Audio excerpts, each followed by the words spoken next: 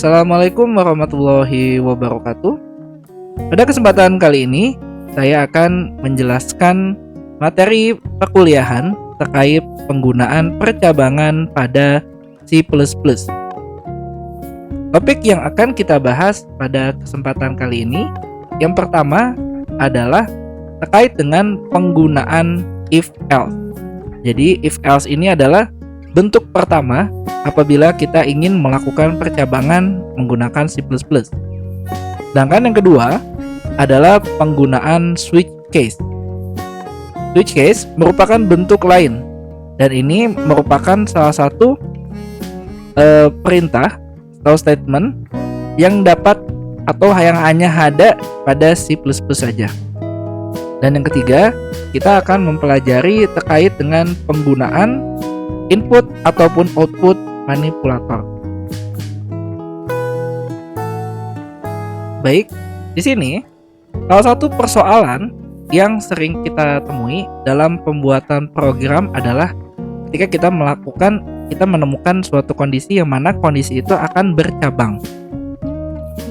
Percabangan yang dimaksud di sini adalah suatu pemilihan statement ataupun pernyataan yang akan kita eksekusi, di mana pemilihannya berdasarkan atas kondisi tertentu. Pernyataan-pernyataan dalam blok percabangan hanya akan dieksekusi jika kondisi yang didefinisikan sudah terpenuhi, atau di sini bisa dibilang bernilai benar.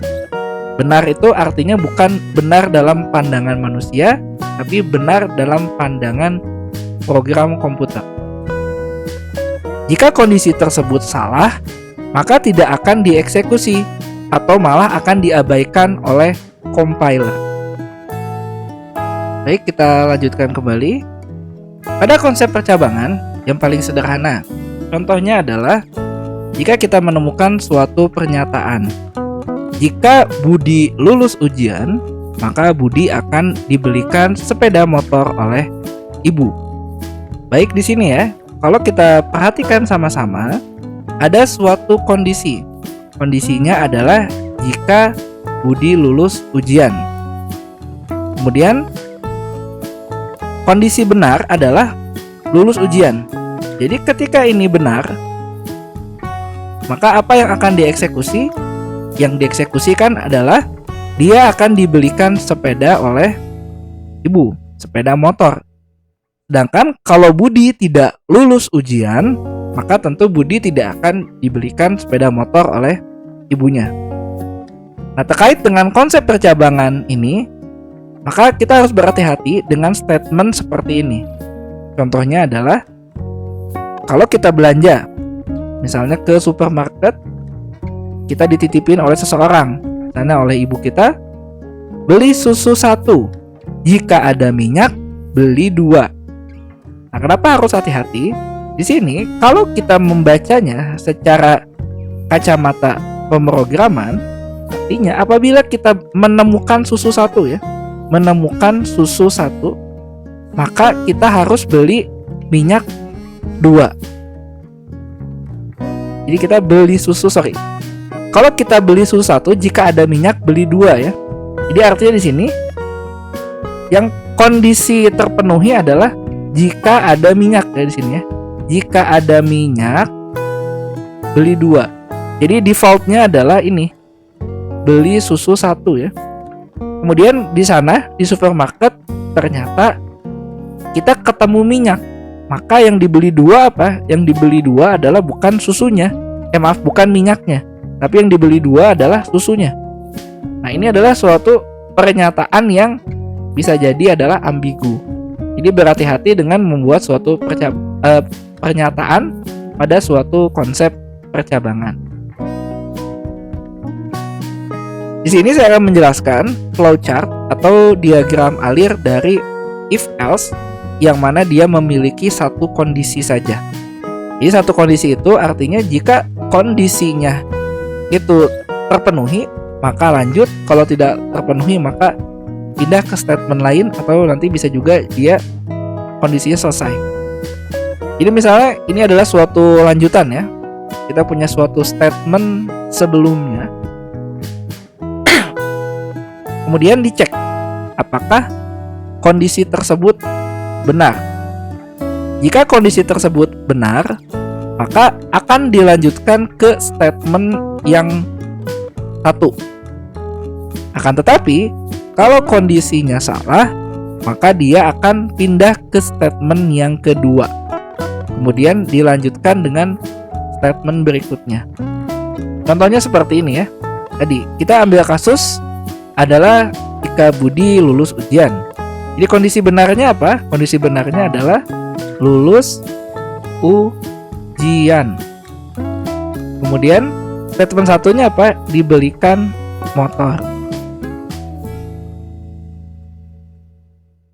Kemudian statement 2-nya apa?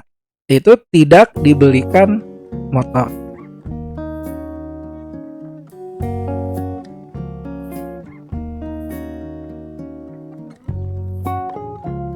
Nah, baca banget if else secara struktur ini artinya komputer ini akan memilih di antara dua statement berdasarkan suatu perbandingan. Jadi kita membandingkan suatu hasil. Pada C++, dia memiliki sintaks atau cara penulisan bagaimana kita menuliskan suatu blok if else. Yang pertama di sini kita gunakan adalah if. Kemudian di dalamnya itu ada suatu ekspresi. Ekspresinya di sini ya. Kemudian dilanjutkan dengan else dan ini akan ada statement yang kedua.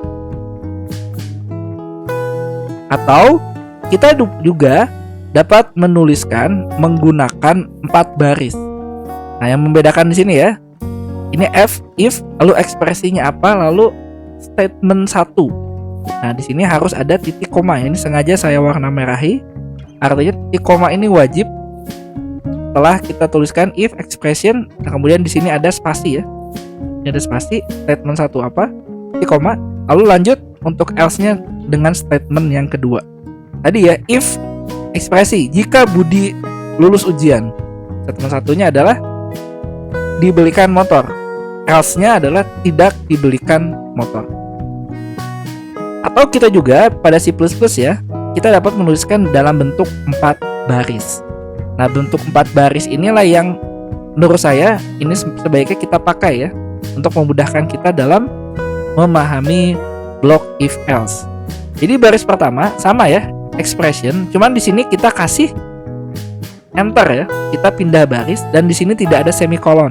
Semikolon itu titik koma ya, tidak ada semikoma, kalau tidak ada titik koma dan langsung pindah baris statement 1. Kemudian dilanjutkan dengan else statement 2. Nah, di sini biasanya sengaja ditulis agak menjorok seperti ini ya, untuk memudahkan kita dalam membaca. Kemudian expression di sini, apa sih expression di sini? Expression di sini adalah kita menggunakan yang disebut sebagai relational operator atau operasi relasi. Jika kalian ingat pada pertemuan sebelumnya saya sudah menjelaskan apa itu relational operator. Relational operator itu bisa berupa pembandingan, misalnya adalah sama dengan 2 kali ya, atau tidak sama dengan, tanda seru sama dengan, bisa juga berupa lebih besar, lebih kecil, lebih besar sama dengan, atau lebih kecil sama dengan. Inilah adalah nilai-nilai yang harus kita cek di sini. Oke, untuk lebih memahami, kita akan membuat program untuk mencari bilangan ganjil atau genap. Ini sudah saya jelaskan pada pertemuan awal ya, ketika saya membahas terkait dengan flowchart. Pertama di sini, kalau kita tuliskan dengan menggunakan pseudocode, pertama kita harus memilih input ya, N dari keyboard. Kemudian kita mengecek apakah nilai N ini ketika dibagi 2 dia ada sisanya atau tidak, gitu ya. Kemudian jika benar, if correct, artinya jika pernyataan tersebut benar, maka kita tuliskan bahwa n atau bilangan yang kita masukkan itu merupakan bilangan genap atau even number. Sedangkan kalau tidak, maka kita tuliskan bahwa bilangan itu merupakan bilangan ganjil atau odd number. Secara flowchart ya, kita mulai. Lalu kita minta user untuk memberikan input. Nah, memberikan input di sini bisa menggunakan cin ya, atau kita bisa mendeklarasikan suatu variabel n. Kemudian kita lakukan pengecekan di sini adalah apakah n tadi dapat dibagi dua atau tidak. Nah, di sini kita menggunakan ya, ini adalah jajar genjang atau ini adalah bentuk dari percabangan. Kalau iya, yes ya, maka kita tulis bahwa dia adalah bilangan genap. Sedangkan kalau tidak ada sisanya, maka dia adalah bilangan ganjil. Nah, kemudian ini adalah selesai.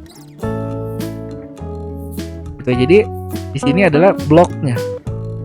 Sekarang bagaimana kita menuliskannya ke dalam bentuk program? Baik, ini adalah program yang akan coba kita buat di sini ya. Pertama tadi, ini adalah input ya. Ini adalah blok input. Kita deklarasikan dulu di sini adalah variabel ya. Di sini kita deklarasi variabel. Variabel yaitu variabel n dengan tipe datanya adalah integer. Lalu kita meminta user untuk memasukkan sebuah angka. Dan kita menggunakan perintah adalah cin ya. Jadi user akan masukkan nilai angka n. Dan di sini karena dia int ya. Jadi kalau kita masukkan bilangan bulat itu tidak mungkin ya. Nilainya 2,5, 2,6. Masih 2, 3, 4, 5 dan seterusnya. Kemudian di sini kita mengecek ya, apakah n dibagi 2. Nah, ingat ya di sini, persen di sini ini menunjukkan adalah modulo. Modulo itu adalah sisa pembagian. Kemudian kita memberikan di sini adalah relational operator ya. Jadi di sini tanda sama dengan 2 kali ini menunjukkan pembacaannya adalah apakah n dibagi 2 sisanya itu sama dengan 0. Bacanya gitu ya. Jadi apa if ya? If jika ya. Apakah n ketika dia dibagi 2 ini sisanya sama dengan 0. Karena dia sama dengan 2 kali adalah relational operator. Kalau benar, artinya oh iya, sisanya dibagi 2 sama dengan 0. Maka dia adalah bilangan genap. Kalau tidak, else ya, maka dia adalah bilangan ganjil. Baik, kita akan coba di sini ya, mempraktekkan ya. Kalian bisa membaca simple code-nya dan saya akan coba tuliskan di dev C++. Jadi pertama ya, ini adalah deklarasi variabel ya. Jadi di sini saya deklarasikan sebuah variabel n dengan tipe data integer ya. Gak boleh tipe datanya float. Karena bilangan float itu tidak ada ganjil genap. Bilangan ganjil genap itu hanya untuk bilangan integer. Lalu berikutnya adalah cout. Misalnya adalah input sebuah angka. Titik 2 saya kasih spasi ya, biar bagus. Lalu kita tutup dengan titik koma. Artinya ini adalah end of the block atau baris terakhir ya dari cout ini. Kita boleh tulis seperti ini ya. Misalnya cin n, jangan lupa titik koma. Atau saya lebih suka ini digabung dalam satu baris, gitu ya, biar lebih enak bacanya. Lalu baru kita masuk ke blok if ya. Ini if dalam kurung ya. Ingat, dia harus ada dalam kurungnya, tidak boleh tidak ada dalam kurungnya. N ya, tadi n. Ini boleh pakai spasi. %2 boleh seperti ini. Lalu sama dengan 2 kali 0. Ini boleh seperti ini ditulis atau tanpa spasi pun tidak masalah. Ini nggak masalah ya. If ini nggak masalah. Jadi di sini apakah sisa pembagian dengan 2 ini 0? Kalau benar kondisinya, maka dia lanjut di baris bawahnya ya. Nah, di sini biasakan dikasih tab ya. Ada menjorok sedikit, yaitu cout. Di sini dia adalah bilangan genap ya. Berarti di sini n ya.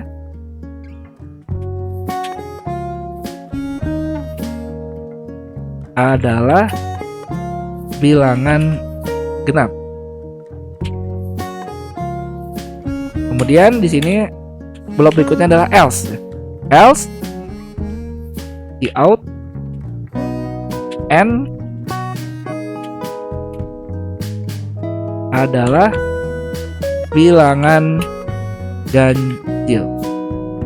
Jangan lupa di sini ada titik komanya. Lihat di sini ya. If tidak ada titik koma, else juga tidak ada titik komanya. Kemudian kita jalankan, saya pencet F11. Oh, ini salah ketik ya, mestinya include. Oke, kita F11 lagi. Kita lihat hasilnya seperti apa. Oke, di sini tidak ada error, sekarang kita tinggal nunggu hasilnya. Nah, input sebuah angka. Saya masukkan misalnya angkanya adalah 2. 2 kan tahu ya, bahwa 2 itu adalah bilangan genap. Maka di sini adalah 2 adalah bilangan genap. Nah, kita coba lagi di sini. Misalnya kita akan masukkan angkanya kali ini bilangan ganjil ya. Misalnya angkanya adalah 9. Nah, 9 adalah bilangan ganjil. Nah, bagaimana kalau kita bundle ya? Bundle itu artinya kita masukin dia adalah bilangan floating point. Misalnya kita masukkan adalah 3.6 ya, 3,6. 3,6 itu ganjil atau genap? Nah, kalau kalian bilang ini adalah bilangan ganjil ya, itu benar ya. Nah, kenapa? Karena kita sudah mendeklarasikan bahwa n-nya itu adalah integer. Jadi dia tidak akan baca nilai komanya. Yang dia baca adalah nilai 3-nya saja. Maka di sini adalah 3 adalah bilangan ganjil. Lihat ya, dia hanya baca 3-nya, bukan 3,6. Gitu ya. Nah, di sini kalau kita mau ganti ya, tadi ya kita gunakan relational operatornya adalah sama dengan 2 kali. Nah, kita boleh ganti ini misalnya menjadi tidak sama dengan. Di tanda seru sama dengan, artinya ini tidak sama dengan. Jadi kalau misalnya suatu bilangan n dibagi 2 itu tidak sama dengan 0, nah, tinggal kita ganti di sini. Ini jadi ganjil. Yang berikutnya di sini menjadi genap. Kita coba eksekusi lagi.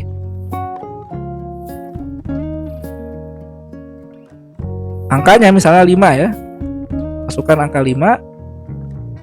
Nah, 5 adalah bilangan ganjil.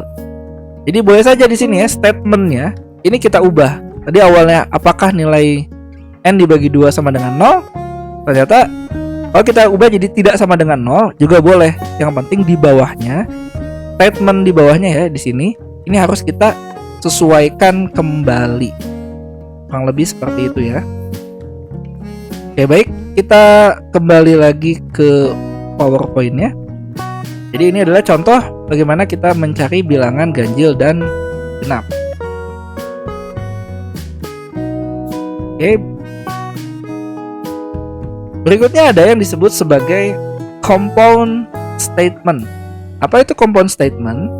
Compound statement itu adalah sebuah sequence atau urutan ya dari sebuah single statement yang dia berada di antara brace. Apa itu brace? Brace itu adalah kurung ya, tanda kurung. Nah, di sini brace-nya itu adalah kurung kurawa ya.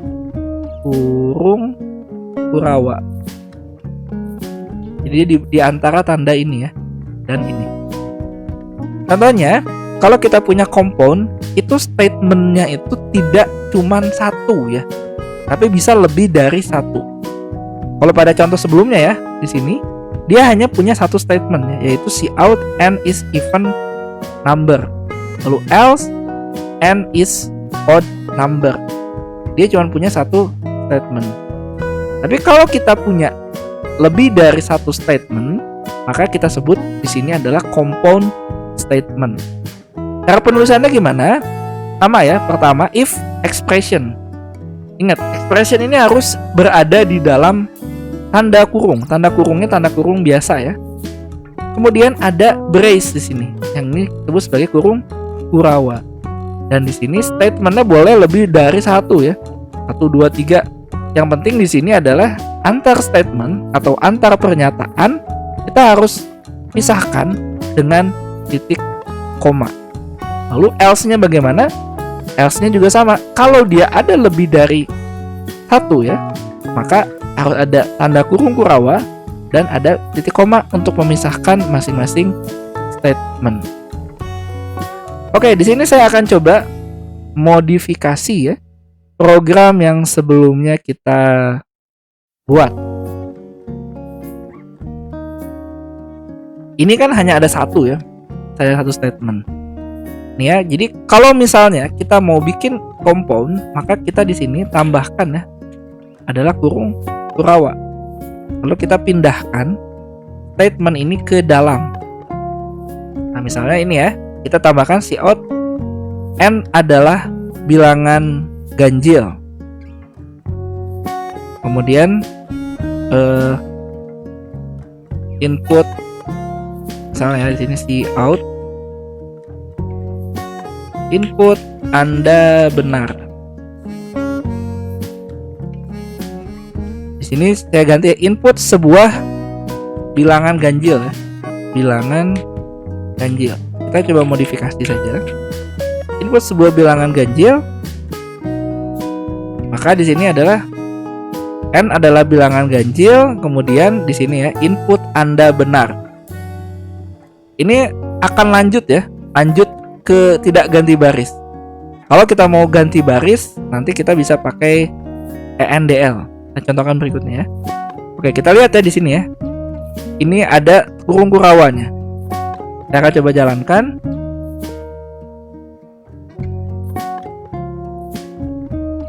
Misalnya ya, saya masukkan bilangan ganjil 11 ya. Terus bilangan ganjil. Nah, 11 adalah bilangan ganjil, input Anda benar. Ini ya. Nah, lihat. Kalau misalnya sekarang ya saya tidak masukkan kurung Kurawanya atau kurung Kurawanya saya hilangkan. Saya jadi komentar dulu ya, saya hilangkan di sini.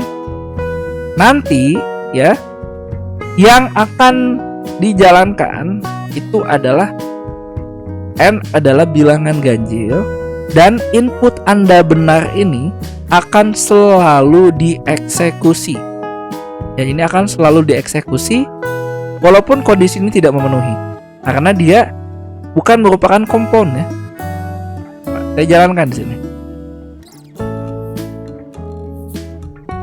Else. Oke, ini. Nah, ini nggak boleh ya di sini ya, karena else without previous if. Ini nggak kebaca. Ini nggak boleh kayak gini. Ternyata ya, karena dia error. Jadi else-nya nggak kebaca. Oh, ini nggak ada previous if-nya di sini. Karena di sini ada dua statement. Nah, oleh karena itu perlu kita kasih kurung Kurawa seperti ini. Nah, begitu juga dengan yang ini ya, else ya. Kalau kita lakukan seperti ini, cout, misalnya ini adalah input Anda salah, seperti ini ya. Maka nanti input Anda salah ini akan selalu dieksekusi. Contoh ya. Kita masukkan kembali bilangan ganjil. Misalnya di sini adalah 7. Enter. Nah, 7 adalah bilangan ganjil, input Anda benar, input Anda salah. Jadi input Anda salah ini akan selalu dieksekusi karena dia tidak masuk ke dalam blok else. Beda cerita kalau kita lakukan seperti ini.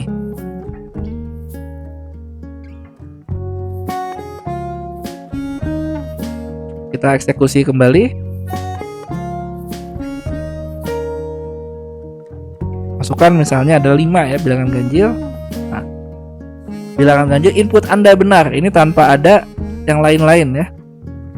Kalau kita eksekusi lagi, yang kita masukkan bilangannya diminta ganjil, kita masukkan bilangan genap. Nah, 8 di sini. Nah, 8 adalah bilangan genap, input Anda salah. Seperti itu. Nah, bagaimana kalau kita mau ganti baris? Ada cara dua ya. Dua cara. Bisa pakai backslash n seperti ini, atau kita boleh juga ditambahkan ya. Mau di sini boleh ya. misalnya NDL, jangan lupa kasih tanda lebih kecil 2 kali ya. Jika ketika dijalankan di sini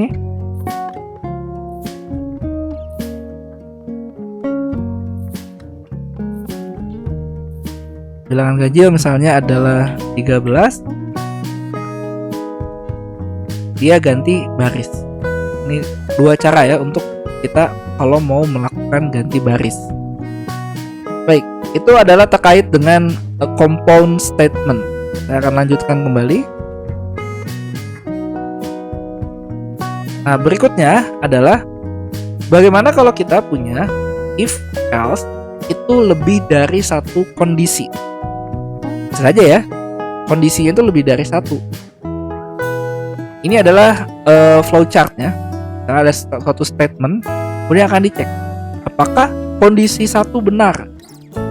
Yes, misalnya ya, maka dia lanjut ke statement 1. Bagaimana kalau salah? Kalau salah, nanti dia akan lanjut ke statement yang lain. Dicek lagi, kondisi 2 memenuhi nggak? Oh, memenuhi. Maka yang dijalankan adalah kondisi yang kedua. Benar ya, jadi awalnya salah. Oh, ini kondisi 2 benar apa nggak? Benar. Jadi lanjut statement 2. Nah, lanjut lagi. Nah, kalau ternyata statement 2-nya tidak memenuhi, maka dia lanjut ke statement yang ketiga. Gitu ya. Kemudian kalau benar, dia statement 3.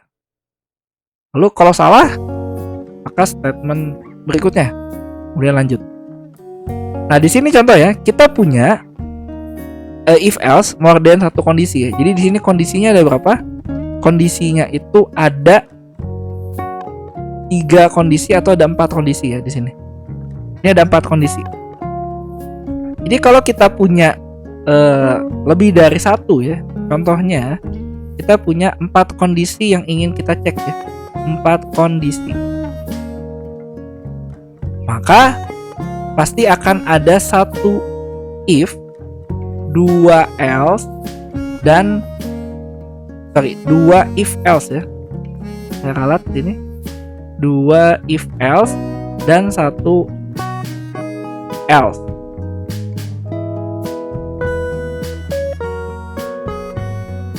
Dua if else ada 2 ya di sini. If else dan 1 else.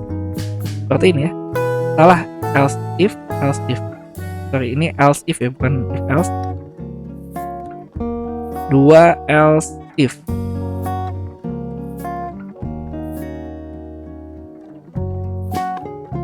Nah, kalau kita jumlahkan ya, 1 tambah 2 tambah 1 ini sama dengan 4. Jadi ada 4 kondisi. Kalau kita punya 5 gimana? Ya 5 tetap if-nya 1 ya pasti. 1 if saja.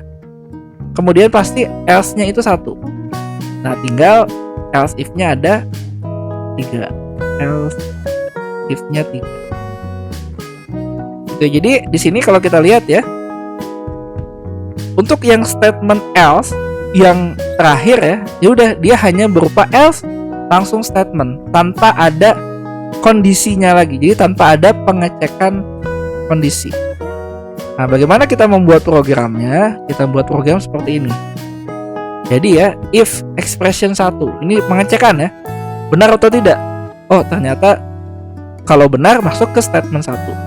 Nah, di sini kenapa nggak pakai tanda kurung Kurokawa ya? Karena kita hanya punya 1 statement, dia bukan compound. Lalu else if. Nah, ini ekspresi 2, dicek ya. Oh, kalau misalnya ternyata tidak memenuhi, dia dicek ke kondisi kedua, memenuhi atau tidak. Kalau tidak memenuhi, maka lanjut lagi ke ekspresi ketiga sampai seterusnya, sampai ke ekspresi ke n. Nah, di sini kalau misalnya terakhir nggak ada yang memenuhi, maka dia masuk ke else.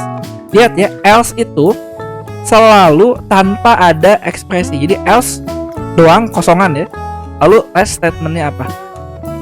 Jadi tidak ada else dalam kurung ekspresinya apa. Itu tidak pernah. Kecuali dia dalam bentuk else if. Oke, untuk lebih memahami di sini saya akan berikan contoh programnya. Ini contohnya adalah contoh ketika kita mau menginput nilai. Nah, di sini saya akan bikin kondisinya dulu ya. Cout. Nah, cout misalnya jika nilai lebih besar dari 80,9, ini nilainya itu A ya.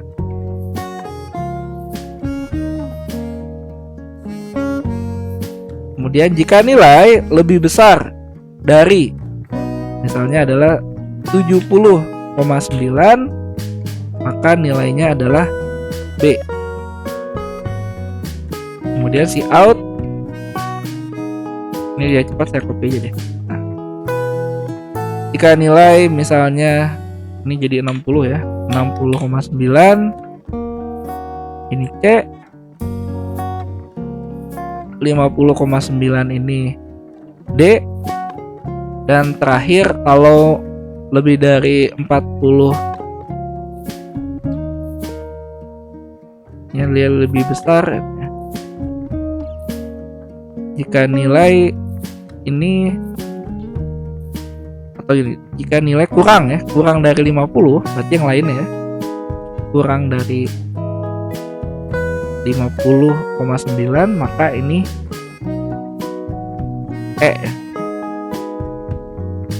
Kurang dari sama dengan. Nah, jadi artinya kalau mau dapat A itu harus lebih besar dari 80,9, nilai B-nya 70,9, C-nya 60,9, D-nya 50,9, sisanya itu E. Jadi artinya E itu ya kalau tidak memenuhi yang semuanya. Nah, oleh karena itu di sini ya, saat ini perlu dikasih spasi. Seperti ini kasih backslash n, backslash n, backslash n, dan terakhir ini dikasih backslash n 2 kali. Nah, kalau tampilannya jadi kayak gini ya. Kita coba tampilin dulu tanpa ada if else dulu ya. Nah, ini ya, ini kondisi yang ingin kita capai. Kemudian kita minta di sini ya, cout input nilai mahasiswa. Nah, apa yang kita input berarti sin ya. Sin misalnya adalah variabelnya nilai. Nah, variabel nilai ini belum kita deklarasi ya. Nah, biasanya kita deklarasi variabel itu selalu di depan. Nah, karena dia nilai itu bisa ada desimalnya ya, maka kita pilih tipe datanya float aja. Float nilai titik koma. Ini adalah bentuk untuk kita mendeklarasikan variabel nilai. Nanti nilainya ini yang akan kita cek di sini ya. Jadi if di sini ya untuk pengecekan ya. If, ingat dalam kurung ekspresi satu apa? Nilai ini lebih besar dari 80,9. Maka statementnya apa? Gitu ya, statementnya apa? Nah, untuk pemula, saya sangat sarankan kalau kalian selalu membiasakan menggunakan kurung kurawa seperti ini. Kenapa? Karena kalau untuk lebih dari satu statement udah pasti aman ya, karena ada kurung kurawanya. Jadi misalnya di sini nilai itu saya akan tuliskan di sini cout-nya ya. Cout-nya itu adalah nilai A. Titik koma ya. Kemudian saya boleh tambahkan juga di sini cout. Misalnya kalau mau bikin kompon ya, ini backslash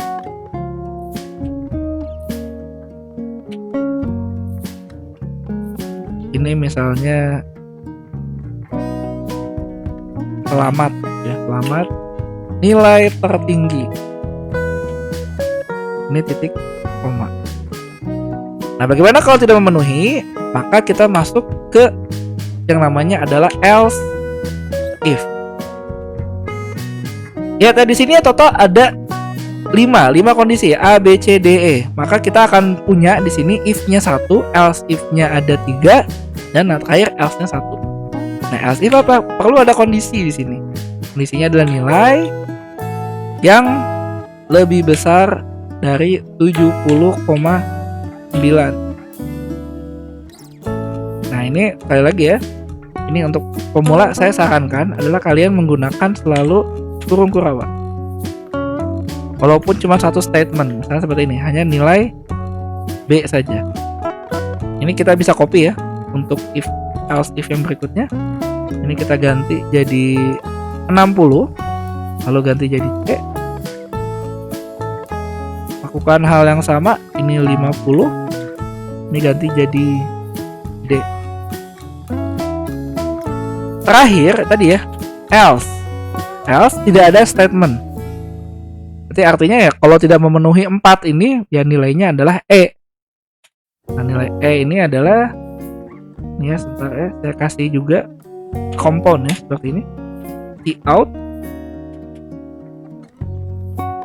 Ini copy aja. Nilai E, kemudian tambahannya adalah Anda harus mengulang. Ini ya, kita coba tes dulu ya. Kita F9, ada yang error atau enggak. Oke, ini sukses di compile ya, tanpa ada error. Oke, kita sekarang F11 untuk melihat hasilnya. Oke, input nilai mahasiswa. Nah, ini boleh koma ya. Ini saya masukin misalnya sekarang 87 ya, 0,6. 87,6 misalnya nilainya adalah A ya. Nah, nilai A, selamat nilai tertinggi. Nah, sekarang lanjut, saya cek masing-masing ya. Bagaimana kalau nilainya adalah 78,33? Nah, ini nilainya B, benar ya. Lalu kita cek lagi, bagaimana kalau nilainya adalah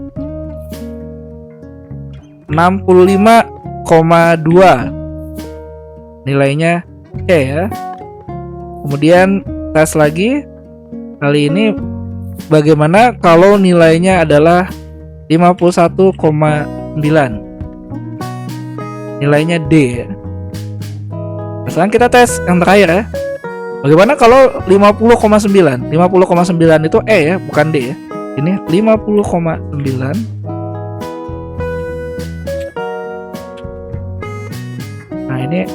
Nah, ini salah nih ya. Mestinya ketika nilainya itu 50,9 ya, itu dia nilainya E. Karena dia batasnya adalah 50,9. Nah, tapi ternyata di sini nilainya itu dia masih D ya, 50,9. Nah, sedangkan kalau kita cek di sini, kalau dia masukkan ya, ini adalah 50. Bentar, ini ada yang salah nggak? Oke, sorry, ini ulangi lagi. Kita masukkan ya 50,89. Nah, ini nilainya E ya. Nah, di sini kalau kita lihat ya, nah, kenapa dia salah ya? Kenapa mestinya kan 50,9 itu mestinya dia tidak lulus ya. Jadi lebih besar dari 50,9. Tapi mestinya ketika dia pas 50,9 mestinya itu tidak lulus. Baik, penyebabnya adalah karena ketika kita mendeklarasikan variabel di sini, kita menggunakan tipe datanya adalah float. Nah, kalau kita ganti di sini menjadi tipe data double. Kita tes ya. Ketika kita masukkan nilainya adalah 50,9, maka nilainya E. Ini sesuai dengan yang kita inginkan. Ini salah satu pembeda dari tipe data float ataupun double adalah ke tingkat presisiannya. Tingkat data float memiliki presisian yang lebih rendah dibandingkan tingkat tipe data double. Contohnya di sini, kalau kita menggunakan tipe data double, maka nilainya lebih baik atau lebih presisi dibandingkan kita menggunakan tipe data float. Oke, mudah-mudahan di sini bisa dipahami. kita akan lanjutkan ke bagian yang kedua, yaitu terkait dengan penggunaan switch case.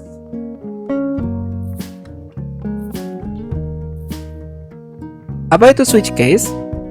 Switch case ini mirip seperti penggunaan if else. Tetapi di sini kita menggunakan kata kuncinya itu bukan if, kita ganti menjadi switch. Nah, kita gunakan switch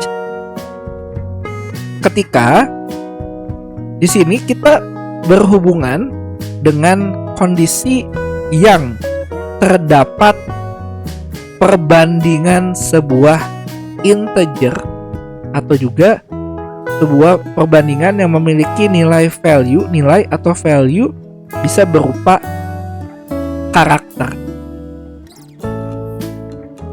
Kalau kita tulis, bagaimana kita menuliskan switch ya? Switch case ini adalah switch, kemudian ekspresinya apa? Gitu ya, ekspresinya apa? Lalu case ini ya. Ini harus dalam tanda kurung kurawa ya. Jadi switch ini adalah kurung kurawa dan di bawah sini juga ada kurung kurawa. Jadi switch ekspresi ya. Ini ada kurung kurawa. Kemudian ada case. Value 1 itu apa? Dan di sini ada titik 2 ya. Titik 2. Statement 1, statement 2. Ini kalau bentuknya adalah berupa compound statement. Kalau cuma ada satu statement, cukup statement 1 saja. Dan dia harus diakhiri dengan kata kunci yang namanya break. Break itu keluar ya. Break itu adalah kata kunci untuk kita keluar dari suatu blok. Lalu masuk ke case yang kedua. Case nilai kedua itu apa? Value 2. Jangan lihat sini ya. Ini kolon. Kolon itu apa? Titik 2. Ini ada titik 2. Lalu statementnya apa? Ditutup lagi dengan break. Lanjut ke case yang berikutnya. Break.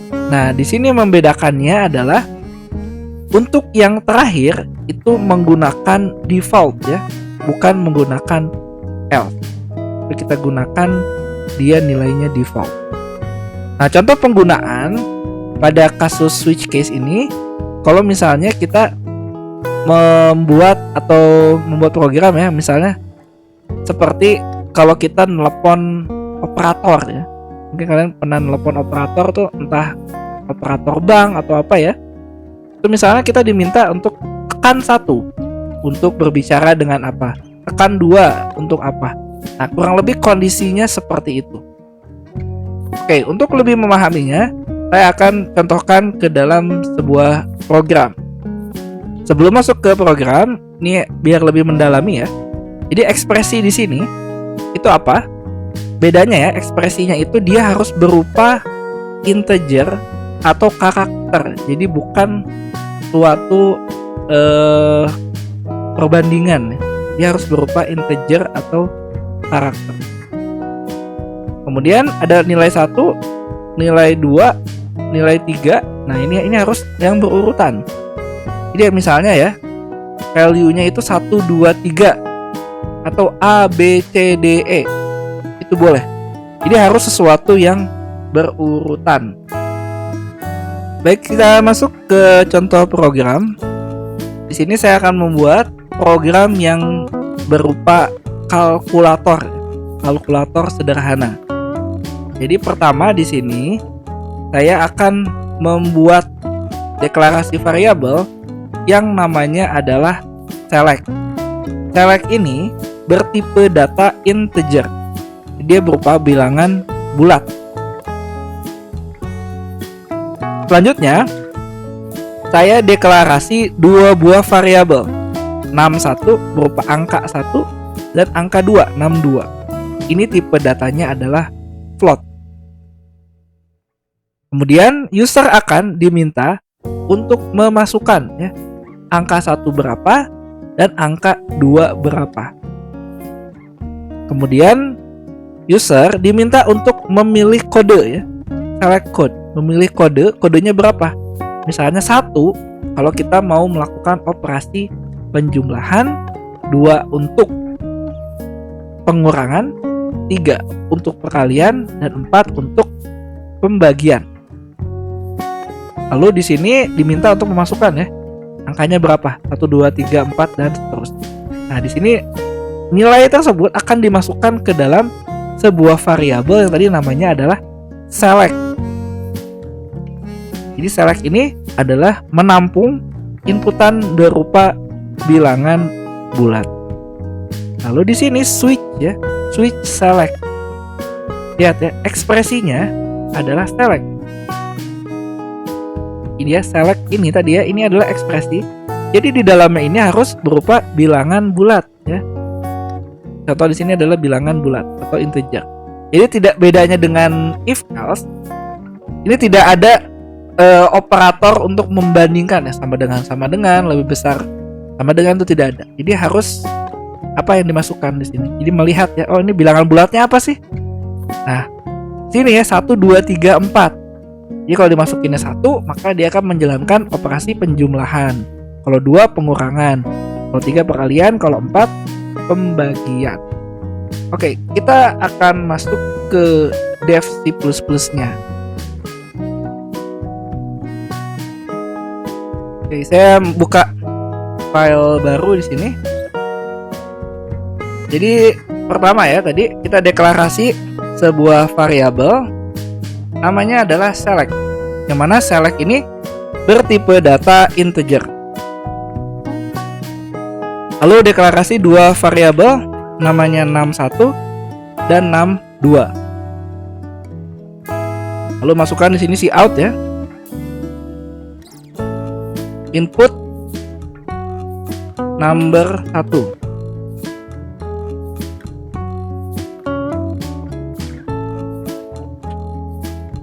Titik koma, saya minta in ya, in num1.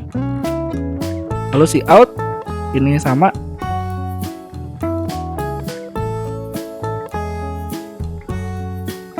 Selanjutnya dia akan meminta kita untuk memasukkan pilihan ya. Enter the select code. Di sini saya kasih ganti baris ya, \n, kemudian cout.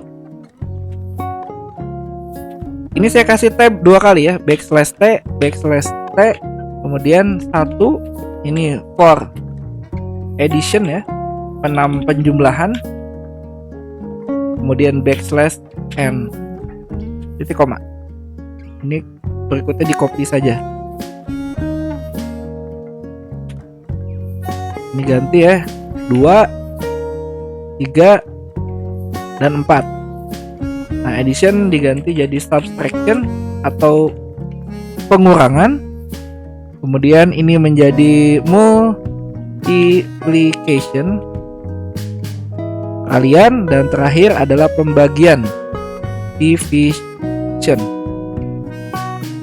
Nah, setelah itu minta masukkan ya cout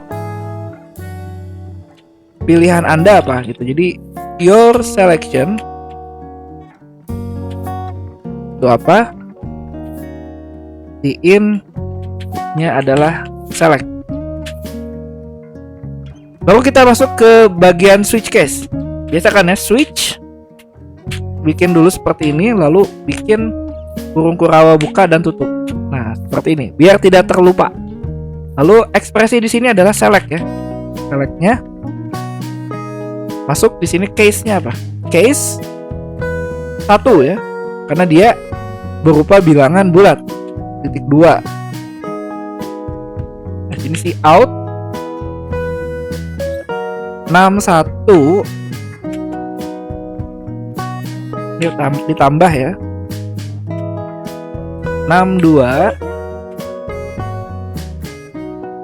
Nah, ini sama dengan operasinya adalah num1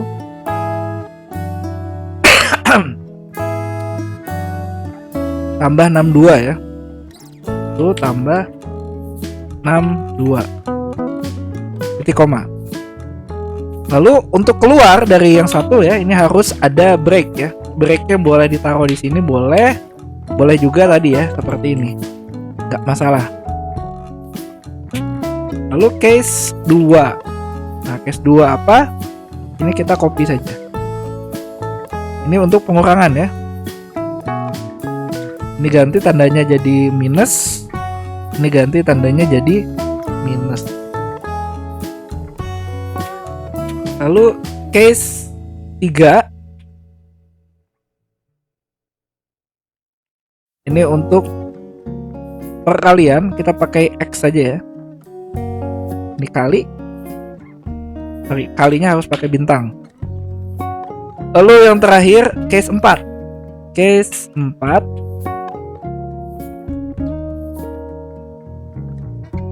Ini kita pakai tanda ini saja. Lalu ini ganti jadi tanda bagi.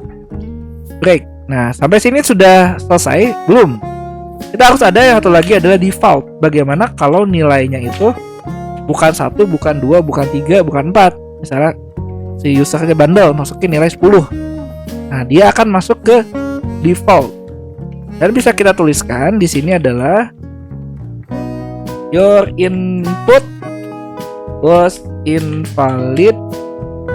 Misalnya dikasih program error seperti ini.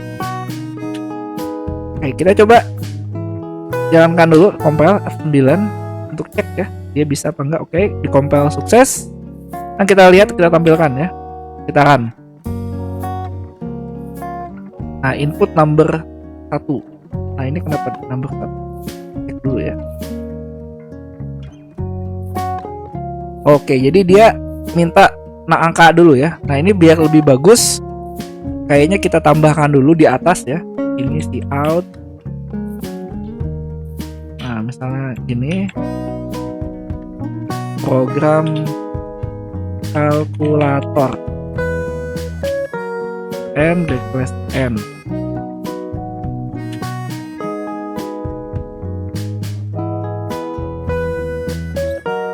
Nah, program kalkulator angka 1 berapa? Ini boleh bilangan desimal ya. Misalnya adalah 12,3. Angka 2 misalnya 8. Nah, ini dia akan minta ya kodenya apa? 1 penjumlahan, 2 pengurangan, 3 perkalian, 4 pembagian. Setelah saya masuk yang nomor 3 perkalian. Nah, maka dia akan ada pilihan seperti 12 kali 3 kali 8 sama dengan 98,4. Kalau mau tes lagi boleh. Di sini biar cepat saya tidak akan tes semuanya.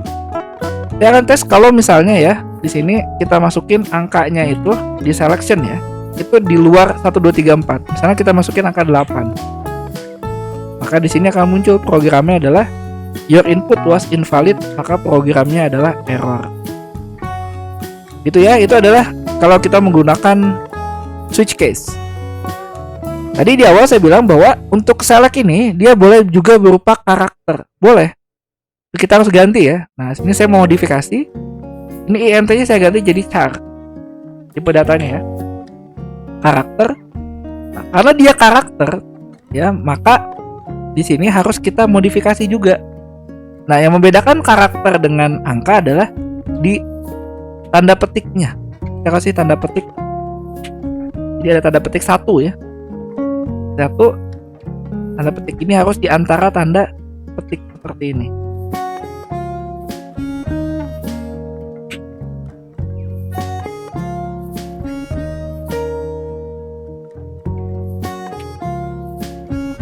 Oke, kita coba jalankan lagi.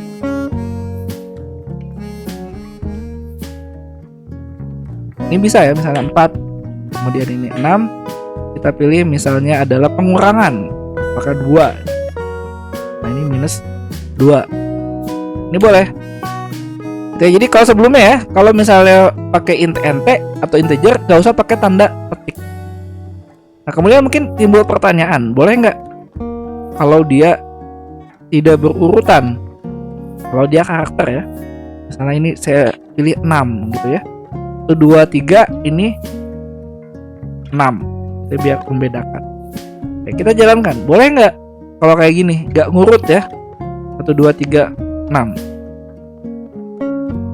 Ini 1, 2, 3, 6. Masukin 6. Boleh, dia pembagian.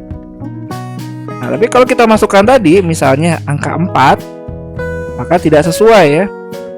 Angka 4 itu nanti kalau masuk, dia masuk ke your input invalid, program error. Jadi boleh saja tidak berurutan kalau dia karakter. Nah, bagaimana kalau integer? Nah, int boleh nggak berurutan? Tadi ya, ini kita ganti jadi 6. Ini balikin lagi jadi 1, 2, 3, 6. Tekan dulu F9. Nah, compare result oke, nggak masalah. Kita coba jalankan kembali, kita run ya. Ini 5, ini 2, ini 6, masukin 5 ya, invalid gitu kan. Oke. Jadi sebenarnya tidak berurutan nggak masalah, tapi akan aneh ya, masa tiba-tiba 1, 2, 3, 6. Jadi disarankan adalah berurutan, terutama untuk yang integer. Seperti itu. Oke, kita lanjutkan kembali. Ini ke bagian yang terakhir, yaitu adalah bagaimana kita menggunakan yang namanya adalah input-output manipulator. Jika sebelumnya ya, kalau di file header kita hanya punya include IOStream, sekarang saya akan menampilkan yang disebut sebagai IO manip. I itu adalah input, output itu adalah O, manip itu maksudnya manipulator. Jadi kita memanipulasi input dan output kita. Di sini saya hanya menjelaskan 3 tipe ya yang bisa kita pakai. Sebenarnya lebih. Yang pertama adalah kalau kita mau mengatur input atau output kita itu berupa bilangan desimal. Jadi kita menggunakan dia adalah fix, pakai ed ya, fix. Ini bentuknya adalah bilangan desimal. Kalau kita mau menampilkan dalam bentuk scientific itu misalnya 1 sekian. Ya, kalau fix itu misalnya kayak gini. Desimal ya, misalnya 10,5. Nah, koma tuh nggak ada ya. Jadi 10.5 ya. 10.5 berarti 10,5 ya, itu fix. 10.5 itu kita gunakan fix. Kalau scientific ya, dia jadi 1 nah gitu ya. 1 berapa? 1 misalnya minnya nggak ada di sini ya. 1 E5 itu artinya 100.000 ya. Ini contoh ya, ini tidak bentuk yang sama ya. 10,5 bukan artinya 1 E5 ya. Ini adalah contoh ya, contohnya 1 E5 itu sama dengan apa? 100.000 ya. Nah, kalau set precision itu kita memberikan berapa sih digit atau koma setelah angka. Misalnya ya, 10,5. Kita set precisionnya 1, berarti 10,5. Tapi kalau kita set precisionnya 2, jadi 10,50. Kurang lebih seperti itu. Nah, bagaimana kita menggunakannya di sini? Oke, kita coba ya untuk membedakan antara masing-masing. Nah, ini programnya simple. Jadi pertama ya, kita tambahkan di sini adalah include IO manip ya. Contoh di sini saya akan memberikan sebuah angka number 10,7657 gitu ya. Ini tipe datanya adalah double. Ketika kita masukin di sini ya, cout number, artinya ini belum kita ubah-ubah ya. Ini masih angka yang kita masukkan di awal, 7657. Kemudian kita ganti jadi fix ya. Nah, ini fix, kita kasih set precisionnya 3. Maka dia kasih 766. Dibulatkan. Kalau dalam bentuk scientific, kemudian set precisionnya 4 ya. Dia jadi 1,0766. Ini ya. Ya, plus 001 itu apa? Artinya ini kali 10 pangkat 1 atau dikali dengan 10. Oke, kita coba saja. Kita kembali lagi ke dev C++ nya. Ya, kita coba tulis di sini. Setelah IOStream ya, ini tambahkan adalah include iomanik. Kemudian deklarasi double ya, double. Misalnya number, nama variabel, kita kasih inisialisasi variabel 10,7657. Lalu cout ini masih number ya, number tanpa diapa-apain. Tanpa diapa-apain berarti ini hasilnya number ya, number seperti ini. Kemudian kita masukkan ya fix ya. Kalau kita mau lihat kalau fix itu gimana sih? Menggunakan fix ya. Fix.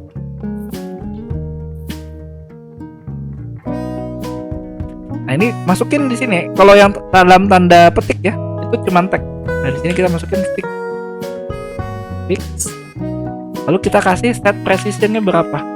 Precision misalnya tadi 3 ya. Lalu angkanya. Lalu ENDL. Berarti baris. Kalau kita mau scientific juga sama. Ini kita mau lihat yang scientific ya. Scientific itu bagaimana? Masukkan di sini. Scientific. Lalu set precision. Set precisionnya misalnya 4. Ya. Kita coba jalankan. Nah, ini ada yang kurang. Oh, ini kurang. Ini ya, karena lebih kurang 2 kali. Oke ya, di sini ya kelihatan ya number 107657 fix 766 ini jadi seperti ini. Oke, kalau kita lihat ya, bagaimana kalau kita kasih set precision naik di sini ya. Ini kan hanya 4 angka ya. Kita jadi 5 angka di fixnya. Maka dia akan berubah juga. Berubah itu jadi yang tidak ada ini jadi 0. Lihat ya, 76570. Kalau kita naikin jadi 9 gitu ya. Di sini dia akan jadi 0 jadi panjang ya. 0000. Ini bisa. Oke, sekarang saya akan memperlihatkan juga bedanya antara double dengan float ya. Oke, ini kita kasih double ya, 7657. Ini saya copy 2 kali ya. Biar kita 3 kali ya. Nah, ini set precision-nya 9. Nih, kita lihat ya, set precision 9.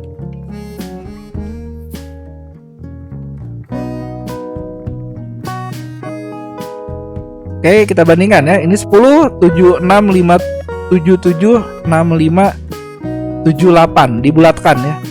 Masih oke ya. 9 oke. Kemudian kita pas 12 saja. Ya, biar sesuai dengan jumlah belakang komanya.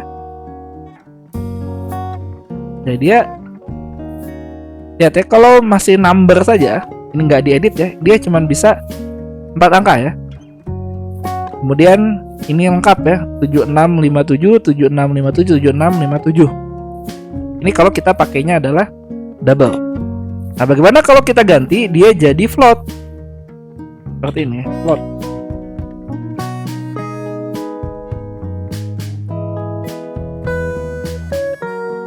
Nah, di sini ada perbedaan yang sangat signifikan.